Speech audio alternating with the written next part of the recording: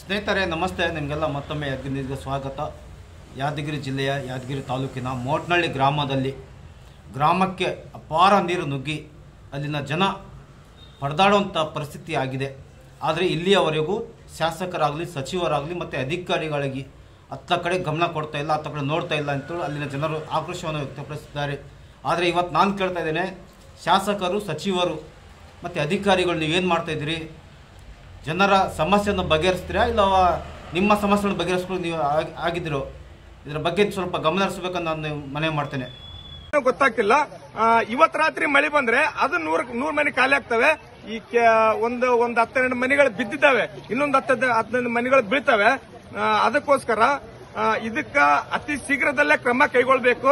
ಕೈಗೊಳ್ಳಿಲ್ಲ ಅಂತಂದ್ರೆ 100% ನಾಳೆ 9-9ವರೆಗೆ ಪಂಚಾಯತಿಗೆ ಬಂದು ಪಂಚಾಯತಿ ಒಂದು ಲೆಟರ್ ಕೊಡ್ತೀವಿ. ಇದಕ್ಕೆ ಸ್ಪಂದನೆ ಮಾಡಿದ್ರು ಸರಿ ಹೋಯ್ತು, ಇಲ್ಲಪ್ಪ ಅಂತಂದ್ರೆ ಪಂಚಾಯತಿ ಕೀಲಿ ಹಾಕೋ ವ್ಯವಸ್ಥೆನ ನಾವು ಊರಿನ ಯುವಕರು ಮಾಡ್ತೀವಿ. ಇದು ಶತಸಿದ್ಧ. ನೋಡಿ, ತಾವು ಆಲೋಚನೆ ಮಾಡಿ ಇದರ ಬಗ್ಗೆ ಕ್ರಮ ಕೈಗೊಳ್ಳಿ. ಯಾಕಂತಂದ್ರೆ ಇದು ಹಲವಾರು ವರ್ಷಗಳಿಂದ ಸಮಸ್ಯೆ. ಇದು ಒಂದು ಡ್ರೈನ್ ಮಾಡಿದ್ರೆ ಸಾಕು, ನೀರು ಊರಿಂದ ಹೊರಗಡೆ ಪಾಸ್ ಆಗ್ತವೆ. ಅದನ್ನು ಮಾಡ್ಲಿಕ್ಕೆ ರೆಡಿ ಇಲ್ಲ. ಅದನ್ನ ನಾಳೆ 9ವರೆಗೆ ಎಲ್ಲಾ ಯುವಕರು ಬಂದು ಒಂದು ಲೆಟರ್ ಮುಖಾಂತರ ನೀವು ಕೊಡ್ತೀವಿ. ಶೀಘ್ರದಲ್ಲಿ 8 ದಿನ 10 ದಿನದಲ್ಲಿ ಅದನ್ನ ಇಟ್ಟು ಆ ಕೆಲಸ ಅಭಿವೃದ್ಧಿ ಮಾಡಿದ್ರೆ ಒಳ್ಳೇದು. ಇಲ್ಲಪ್ಪ ಅಂತಂದ್ರೆ ಪಂಚಾಯತಿಗೆ ನಾವು ಪಂಚಾಯತಿ ಮುಂದೆ ಧರಣಿ ಮಾಡಬೇಕಾಗ್ತದೆ. ಜವಾಬ್ದಾರಿ ನೀವೇ ನೋಡ್ರಿ. ನಾಳೆ ಮಾಡ್ತೀವಂತ ಭರವಸೆ ಕೊಟ್ರೆ ಸರಿ ಹೋಯ್ತು, ಇಲ್ಲ ಅಂತಂದ್ರೆ ಪಂಚಾಯತ್ ಮುಂದೆ ಧರಣಿಗೆ ಕೊಡಬೇಕಾಗುತ್ತದೆ ಎಲ್ಲ ಯುವಕರು ಅಂತ ಈ ವಿಡಿಯೋ ಮುಖಾಂತರ ತಮಗೆ ತಿಳಿಸ್ತೀನಿ. ನೋಡಿ, ನೀವು ಕೊಡ್ಲಿಲ್ಲ ಅಂತ ನಮ್ಮಿಂದ ಆಗಲ್ಲ ಅಂತ ಹೇಳ್ಬಿಡಿ. ನಾವು ಮೇಲಧಿಕಾರಿಗಳಿಗೆ ನಾವು ಏನು ಮನವಿ ಮಾಡೋದ ಮಾಡಿಕೊಳ್ತೀವಿ. ನಾಳೆ 9ವರೆಗೆ ಬರ್ತೀವಿ. 9ವರೆಗೆ ತಾವು ನಮ್ಮ ವಿಷಯವನ್ನು ಸ್ಪಂದಿಸಿ ಈ ಕೆಲಸವನ್ನು ಶೀಘ್ರದಲ್ಲೇ ಮಾಡಿಕೊಡ್ಬೇಕಾಗಿ ತಮ್ಮಲ್ಲಿ ಮನವಿ ಮಾಡಿಕೊಳ್ತೀವಿ.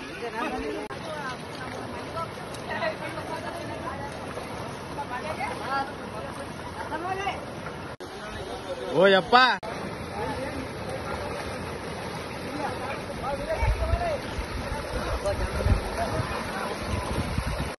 ಮನೇಲಿ ನೀರು ನುಗ್ತಾ ಇರೋದು ನೋಡ್ಬೋದು ತಾವು. ಈಗ ಈ ತರ ಒಂದು 10 ಮನೆಗೆ ನೀರು ನುಗ್ತಾ ಇದೆ ನೋಡಿ, ದೃಶ್ಯದಲ್ಲಿ ಕಾಣ್ತಾ ಇದೆ ನೋಡಿ ನಿಮ್ಗೆ. ನೋಡಿ, ಮನೆಗೆ ನೀರು ನುಗ್ಬಿಟ್ಟು ಮನೆ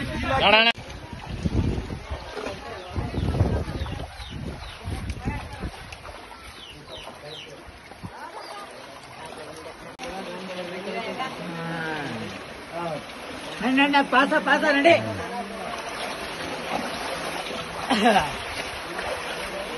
ನೋಡ್ತಿರ್ಬೋದು ತಾವು. ಇಲ್ಲಿ ನೋಡಿ, ಮನೆ ಒಳಗಡೆ ಎಲ್ಲ ನೀರು ನುಗ್ಬಿಟ್ಟು ಇವ್ರು ರಾತ್ರಿ ಮನೆ ಖಾಲಿ ಮಾಡಿ ಬೇರೆ ಕಡೆ ಹೋಗ್ಬಿಟ್ಟವ್ರೆ. ತಾವು ನೋಡ್ತಿರ್ಬೋದು. ನೋಡಿ, ಈಗ ಇದರಂತೆ ಹಲವಾರು ಒಂದು 50ರಿಂದ 60 ಮನೆಗಳು ಬೀಗ ಹಾಕೊಂಡು ಬೇರೆ ಕಡೆ ಶಿಫ್ಟ್ ಆಗಿದ್ದಾರೆ. ತಾವು ದೃಶ್ಯದಲ್ಲಿ ನೋಡ್ತಿರ್ಬೋದು. ಈಗ ಇಲ್ಲಿ ನೋಡಿ, ಈ ತರ ಎಲ್ಲ ಮಳೆ ಬರ್ತಾ ಇದೆ. ಮಳೆ ಬಂದ್ಬಿಟ್ಟು ನೀರು ನುಗ್ತಾ ಇದೆ.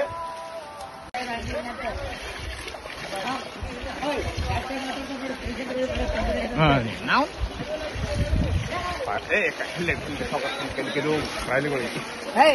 ಜಾಸ್ತಿ ಮಾತಾಡ್ಸಂಬ್ಲೆ ಪೇಷಂಟ್ಗಳು ಬರಲ್ಲ, ತೊಂದರೆ ಆದಂತೆ ಮಾತಾಡ್ತೀವಿ. ಹೌದಾ ಅಮ್ಮ,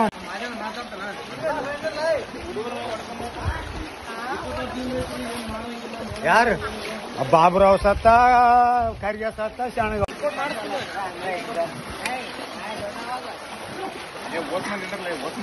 ಮಾತಾಡ ದೊಡ್ಡದಿಂದ ನೋಡು.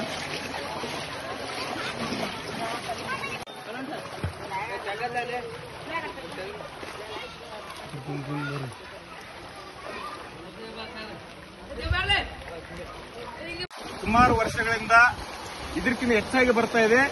ಆದ್ರೆ ಪಂಚಾಯತಿ ಅಭಿವೃದ್ಧಿಗೆ ಹಲವು ಸಲ ಲೆಟರ್ ಕೊಟ್ಟರು ಕೂಡ ಅವರು ರೆಸ್ಪಾನ್ಸ್ ಕೊಡ್ತಾ ಇಲ್ಲ. ಆದ ಕಾರಣ ಇದರ ಬಗ್ಗೆ ಮೇಲಾಧಿಕಾರಿಗಳು ಸ್ಪಂದಿಸಬೇಕು. ಯಾಕಂದ್ರೆ ಈ ಭಾಗಕ್ಕೆ ತರಡವಾಡಿಗೆ, ಮೋಟ್ನಳ್ಳಿ ಗ್ರಾಮದಲ್ಲಿ ತರಡವಾಡಿಗೆ ಬರ್ತಕ್ಕಂಥ ಕೆಲವೊಂದಷ್ಟು ಮನೆಗಳಲ್ಲಿ ನೀರು ನುಗ್ತಾ ಇದ್ದು ಬಹಳಷ್ಟು ಬಡ ಕುಟುಂಬಕ್ಕೆ ಈಗ 500 ಮನೆಗಳಿದ್ದು ಅದರಲ್ಲಿ ಒಂದು 100-150 ಮನೆಗಳಿಗೆ ಈಗ ನೀರು ನುಗ್ತಾ ಇದ್ದು ಅವರಿಗೆ ಅನಾನುಕೂಲ ಆಗ್ತಾ ಇದೆ. ಇದರಿಂದ ಇಷ್ಟಕ್ಕೆ ನಿಂತರೆ ಸರಿ ಹೋಯ್ತು. ಇದಕ್ಕಿಂತ ಹೆಚ್ಚು ಬಂದ್ರೆ ಇನ್ನೂ 100-150 ಮನೆಗಳಿಗೆ ನೀರು ನುಗ್ಗಿ ಮನೆ ದುರಸ್ತಿಗೆ ಕಾರಣವಾಗುತ್ತದೆ. ಆದ ಕಾರಣ ನಾವು ಪಂಚಾಯತಿಗೆ ಹೋಗಿ ಹಲವಾರು ಸಲ ಲೆಟರ್ ಕೊಟ್ಟರು ಕೂಡ ಪಿಡಿಒ ಸಾಹೇಬರಾಗಿರ್ಬೋದು, ಅವರ ಮೇಲಧಿಕಾರಿಗಳಾಗಿರ್ಬೋದು ಯಾವ ರೀತಿಯ ಸ್ಪಂದನೆ ಕೊಟ್ಟಿಲ್ಲ. ಆದ ಕಾರಣ ಇದಕ್ಕೆ ತಾವುಗಳು ಮೇಲಧಿಕಾರಿಗಳು ಇದಕ್ಕೆ ಸ್ಪಂದನೆ ಕೊಟ್ಟು ಇದಕ್ಕೆ ಅತಿ ಬೇಗನೆ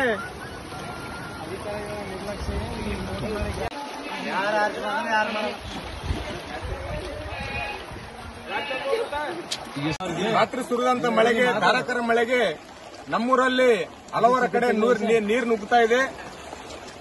ಈ ಮಳೆ ರಭಸಕ್ಕೆ ದೊಡ್ಡ ಕೆರೆಗೆ ಹೋಗ್ತಿರುವಂತಹ ನೀರು ಅದು ಹೆಚ್ಚಿಗಾಗಿ ನಮ್ಮೂರಲ್ಲಿ ನುಗ್ಗುತ್ತಾ ಇದೆ.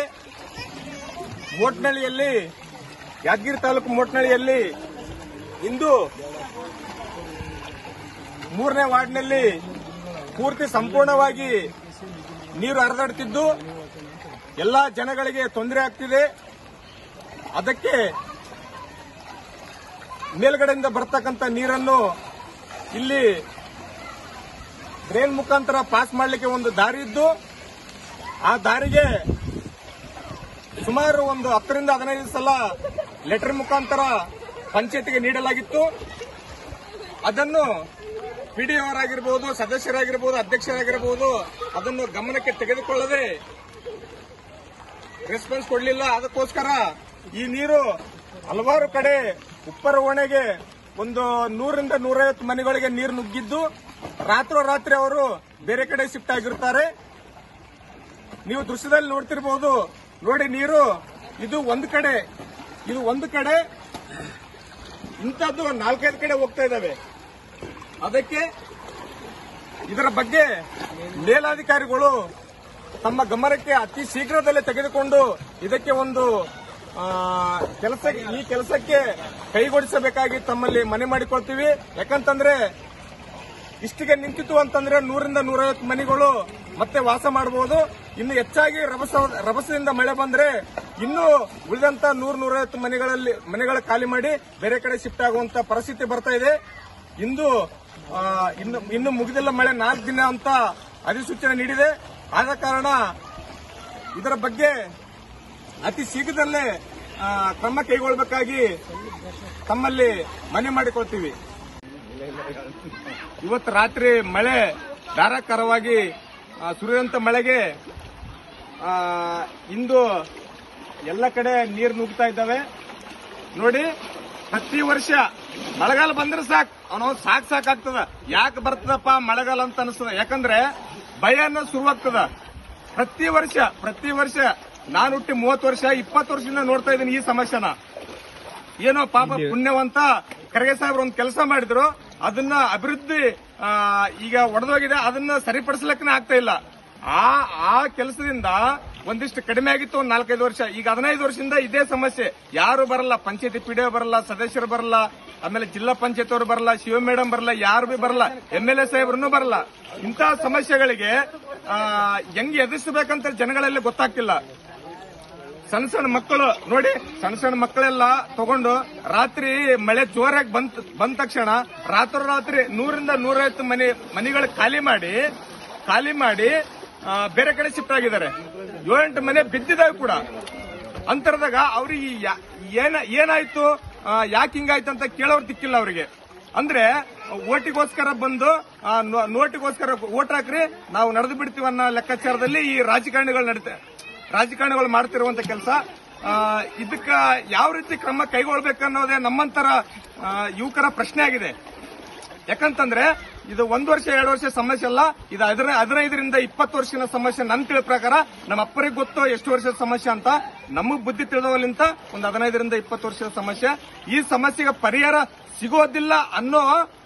ಸಿಗುತ್ತೆ ಅನ್ನೋ ನಂಬಿಕೆನೆ ನಮ್ಗೆ ಕಳೆದೋದಂತ ಕಾಣುತ್ತದೆ. ಯಾಕಂತಂದ್ರೆ ಇದಕ್ಕೆ ಹಲವು ಬಾರಿ ಪಂಚಾಯತಿಗೂ ಹೋಗಿದ್ವಿ, ಸರ್ ಹಿಂಗಾಗಿತ್ತೆ, ಈ ತರ ಬರ್ತಾ ಇದಾವೆ, ಎಲ್ಲಾ ಕುಟುಂಬಗಳಿಗೆ ಸಮಸ್ಯೆ ಆಗ್ತಿದೆ ಅಂತಂದು ಹೇಳಿದ್ರು ಕೂಡ ಅವ್ರು ರೆಸ್ಪಾನ್ಸ್ ಮಾಡ್ತಾ ಇಲ್ಲ. ಎಷ್ಟೋ ಸಲ ಕೊಟ್ಟಿದ್ವಿ, ಅವ್ರಿಗೆ ತಂದು 4-5 ಸಲ ಈ ನೀರಲ್ಲಿ ನಿಂದಿರಿಸಿದ್ವಿ ಕೂಡ. ಅಂದ್ರೂ ಕೂಡ ಅವ್ರು ರೆಸ್ಪಾನ್ಸ್ ಕೊಡ್ತಾ ಇಲ್ಲ. ಯಾವುದೇ ಪಿಡಿ ಆದ್ರೂ ಕೂಡ ರೆಸ್ಪಾನ್ಸ್ ಕೊಡ್ತಾ ಇಲ್ಲ. ಪಂಚಾಯತಿ ಮೆಂಬರ್ ರೆಸ್ಪಾನ್ಸ್ ಕೊಡ್ತಾ ಇಲ್ಲ, ಅಧ್ಯಕ್ಷರು ರೆಸ್ಪಾನ್ಸ್ ಕೊಡ್ತಾ ಇಲ್ಲ, ಇದಕ್ಕೆ MLA ಸಾಹೇಬ್ರು ರೆಸ್ಪಾನ್ಸ್ ಕೊಡ್ತಾ ಇಲ್ಲ. ಯಾಕಂತಂದ್ರೆ ಇದು ಇವತ್ತಿನ ಸಮಸ್ಯೆ ಆದ್ರೆ ಹೇಗಾರ ಆಗ್ತಿತ್ತು. ಹೌದಾ, ಹಲವಾರು ವರ್ಷಗಳ ಸಮಸ್ಯೆ ಎಲ್ರಿಗೂ ಗೊತ್ತು. ಏನ್ ಮಾಡ್ಬೇಕಂತಾನೆ ಗೊತ್ತಾಗ್ತಿಲ್ಲ ಊರಿನ ಜನಗಳಲ್ಲಿ. ಅದಕ್ಕ ಈಗ ನೋಡ ಒಂದ್ 100-150 ಮನೆಗಳು ಖಾಲಿ ಮಾಡಿದರೆ ಅವ್ರು ಎಲ್ಲಿಗೆ ಹೋಗ್ತಾರಂತಾನೆ ಗೊತ್ತಾಗ್ತಿಲ್ಲ. ಇವತ್ ರಾತ್ರಿ ಮಳೆ ಬಂದ್ರೆ ಅದು 100 ಮನೆ ಖಾಲಿ ಆಗ್ತವೆ. ಈ ಒಂದು 10-12 ಮನೆಗಳು ಬಿದ್ದಿದ್ದಾವೆ, ಇನ್ನೊಂದು 10-15 ಮನೆಗಳು ಬೀಳ್ತವೆ. ಅದಕ್ಕೋಸ್ಕರ ಇದಕ್ಕ ಅತಿ ಶೀಘ್ರದಲ್ಲೇ ಕ್ರಮ ಕೈಗೊಳ್ಳಬೇಕು. ಕೈಗೊಳ್ಳಿಲ್ಲ ಅಂತಂದ್ರೆ 100% ನಾಳೆ 9-9ವರೆಗೆ ಪಂಚಾಯತಿಗೆ ಬಂದು ಪಂಚಾಯತಿ ಒಂದು ಲೆಟರ್ ಕೊಡ್ತೀವಿ. ಇದಕ್ಕೆ ಸ್ಪಂದನೆ ಮಾಡಿದ್ರು ಸರಿ ಹೋಯ್ತು, ಇಲ್ಲಪ್ಪ ಅಂತಂದ್ರೆ ಪಂಚಾಯತಿ ಕೀಲಿ ಹಾಕೋ ವ್ಯವಸ್ಥೆನ ನಾವು ಊರಿನ ಯುವಕರು ಮಾಡ್ತೀವಿ. ಇದು ಶತಾಸಿದ್ಧ. ನೋಡಿ, ತಾವು ಆಲೋಚನೆ ಮಾಡಿ ಇದರ ಬಗ್ಗೆ ಕ್ರಮ ಕೈಗೊಳ್ಳಿ.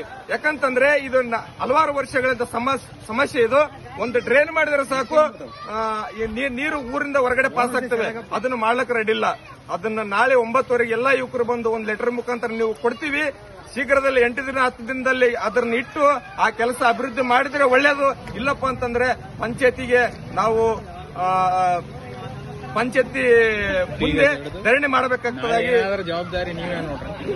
ನಾಳೆ ಮಾಡ್ತೀವಂತ ಭರವಸೆ ಕೊಟ್ರೆ ಸರಿ ಹೋಯ್ತು, ಇಲ್ಲ ಅಂತಂದ್ರೆ ಪಂಚಾಯತ್ ಮುಂದೆ ಧರಣಿಗೆ ಕೊಡಬೇಕಾಗುತ್ತದೆ ಎಲ್ಲ ಯುವಕರು ಅಂತ ಈ ವಿಡಿಯೋ ಮುಖಾಂತರ ತಮಗೆ ತಿಳಿಸ್ತೀನಿ.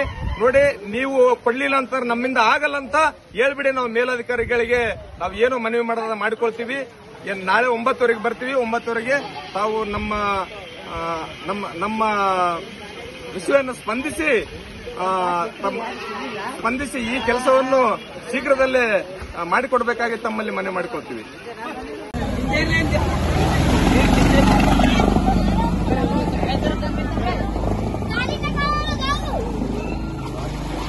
ನೋಡ್ತಿರ್ಬಹುದು ತಾವು. ಇಲ್ಲಿ ನೋಡಿ, ಮನೆ ಒಳಗಡೆ ಎಲ್ಲ ನೀರು ನುಗ್ಗಿಬಿಟ್ಟು ರಾತ್ರಿ ಮನೆ ಖಾಲಿ ಮಾಡಿ ಬೇರೆ ಕಡೆ ಹೋಗ್ಬಿಟ್ಟವ್ರೆ. ತಾವು ನೋಡ್ತಿರ್ಬೋದು. ನೋಡಿ, ಈಗ ಇದರಂತೆ ಹಲವಾರು ಒಂದು 50-60 ಮನೆಗಳು ಬೀಗ ಹಾಕೊಂಡು ಬೇರೆ ಕಡೆ ಶಿಫ್ಟ್ ಆಗಿದ್ದಾರೆ. ತಾವು ದೃಶ್ಯದಲ್ಲಿ ನೋಡ್ತಿರ್ಬೋದು. ಈಗ ನೋಡಿ, ಈ ತರ ಎಲ್ಲ ಮಳೆ ಬರ್ತಾ ಇದೆ. ಮಳೆ ಬಂದ್ಬಿಟ್ಟು ನೀರು ನುಗ್ತಾ ಇದೆ.